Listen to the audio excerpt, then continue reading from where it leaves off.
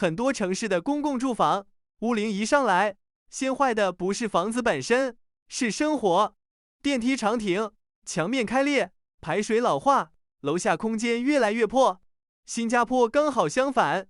这里80%人住祖屋，但不少人会有一种很直观的感受：社区越老，周边基建反而越新。2026年4月，新加坡国家发展部和建屋局宣布第17批邻里更新计划，拨款超过1.3亿新元，全额资助17个老旧邻里升级，覆盖接近2万户家庭。同期再叠加第3批银发升级计划，覆盖红帽桥、红山、女皇镇等10个高龄化社区，大约9000户。两项一起看，一次统筹接近2.9万户祖屋单位。把时间拉长看，这就更值得拆。邻里更新计划从2007年推到现在，累计拨款已经超过16亿新元，完成和推进246个邻里项目，覆盖超过31.5万户祖屋家庭。问题就在这里，政府为什么愿意100%出钱替居民修连廊、改底层空间、做无障碍升级？这不是简单发福利，它更像一场持续几十年的国家级资产保值工程。你以为它修的是地砖和扶手，实际上它在维护的是全国80%人口的居住资产，还有整个城市的稳定感。接下来我们就拆开看，这1.3亿到底花在哪？为什么它必须花？先说最容易被低估的一项，风雨连廊。很多人看它只是一个顶棚，但对新加坡这种高温高湿、暴雨说来就来的城市，它其实是日常通勤系统的一部分。现在做的不是单栋楼下加一段遮雨棚，而是把祖屋、巴士站、地铁站、邻里中心、湿巴沙尽量串成一张网。你从家门口走到车站，淋雨和暴晒的概率被压到很低。新一代连廊还不是随便搭个棚，地面会换成防滑高压砖，檐角更宽，顶棚会做隔热处理，看起来只是舒服一点，实际影响的是老人敢不敢出门，家长推婴儿车顺不顺，雨天摔倒率高不高。第二类是无障碍和适老化。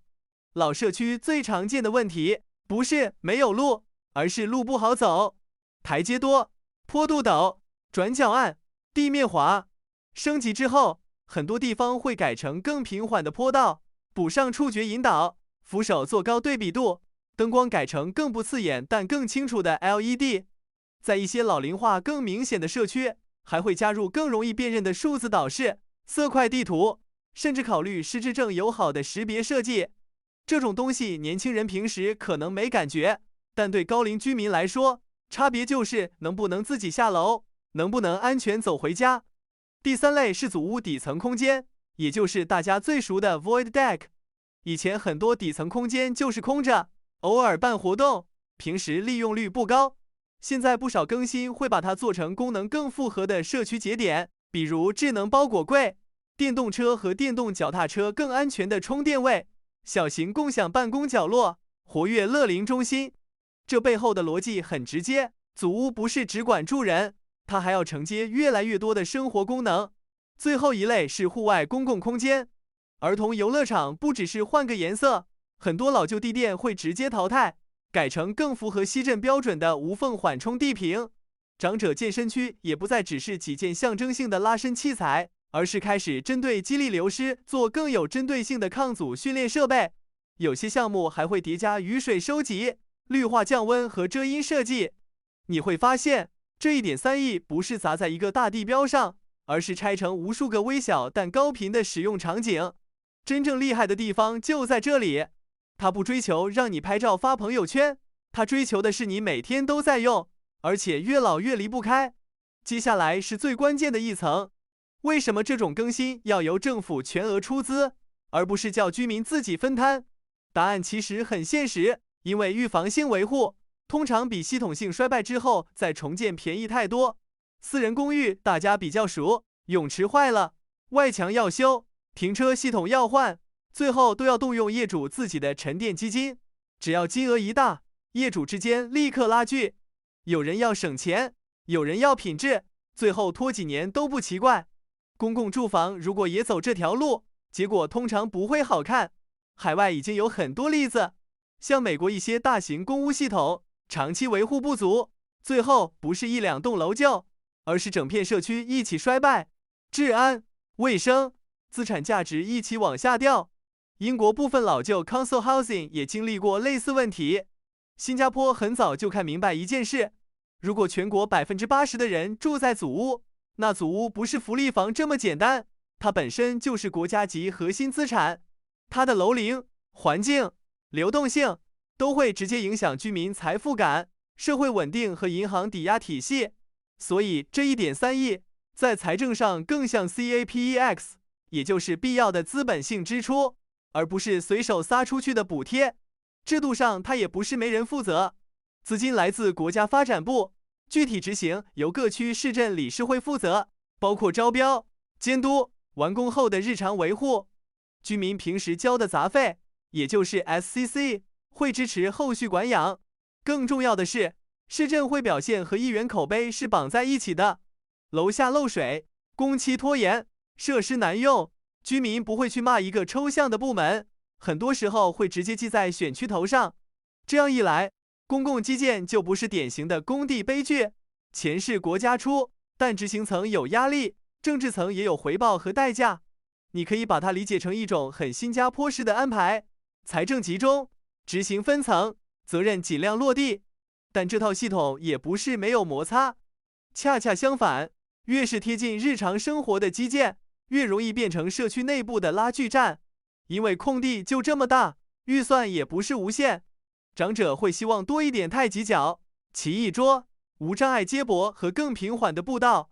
年轻家庭可能更在意儿童游乐区、宠物空间、快递柜或者电动车充电点。再年轻一点的使用者，甚至会提滑板场、共享工作角落。这些需求没有谁天然更高尚，问题只是你要把什么放进有限的社区空间里。新加坡的做法不是政府说了算就直接开工，邻里更新计划通常要经过公众咨询，而且要获得至少75%的祖屋户主支持，方案才能推进。这个75%的门槛很重要，它逼着社区内部去谈判、去妥协。你不可能只满足一群人，然后假装这叫公共利益。也正因为这样，很多看起来只是楼下换设施的小工程，背后其实是一个缩小版的基层民主过程。还有一层更现实的矛盾，是物理抗衰和产权递减之间的错位。基建升级可以让一个30年屋龄的祖屋住起来像新很多，连廊更完整，游乐场更现代，楼下更方便，但它改变不了99年产权会一天天减少这个法律事实。房子翻新了，租约还是在走。对不少居民来说，这种感受是并存的，一边享受更好的生活便利，一边继续担心未来剩余租约、转售价值，以及以后如果进入 VS， 也就是自愿早期再开发计划，补偿到底会怎么定。换句话说，政府可以延缓物理层面的衰老，但很难彻底消除产权层面的焦虑。再加上一件很有新加坡特色的事，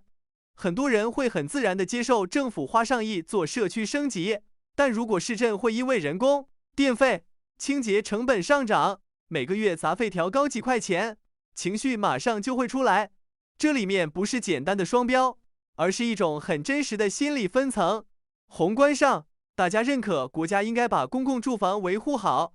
微观上，轮到自己每个月多付一点，账就会算得很细。所以你会发现，新加坡的民生基建从来不只是工程问题，它同时也是代际分配、空间分配、财政感知和资产焦虑的交叉点。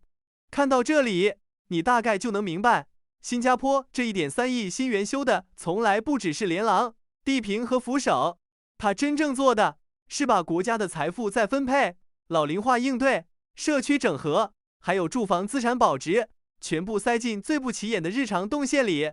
你下楼买菜不淋雨，老人能自己走到巴士站，小孩有更安全的游乐场，包裹有地方放，底层空间不再只是空着。